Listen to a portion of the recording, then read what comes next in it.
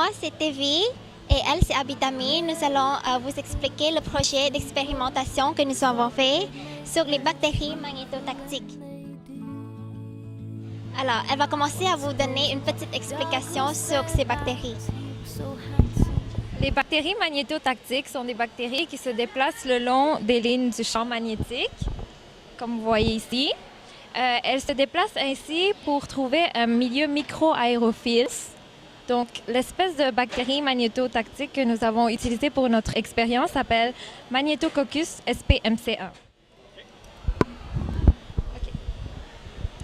Ce qui est important de savoir sur cette bactérie, ce sont ces deux structures importantes. Donc, vous voyez ici leur paire de flagelles qui leur permet de se déplacer à une vitesse impressionnante, soit de 200 à 250 micromètres par seconde. Oui, ce qui est environ 200 fois leur taille. Et puis, la deuxième structure importante, c'est leur magnétosome, déplacé le long des lignes du champ magnétique. En fait, c'est la magnétite qui leur permet d'être magnétiques. C'est la capacité de ces bactéries d'absorber les ions de fer pour nous aider à dépolluer l'eau qui est contaminée par le fer. Alors, qu'est-ce qu'on a fait? C'est nous avons préparé un milieu de culture pour ces bactéries. Nous l'avons... ça, c'est une solution qui contient le sulfate ferreux. Et nous avons gardé ces bactéries dans ces solutions pendant 10 jours. Et par la suite, nous avons filtré la solution et nous avons mesuré le pH pour voir si le milieu est devenu légèrement basique ou acide après 10 jours. Et voici les résultats que nous avons obtenus.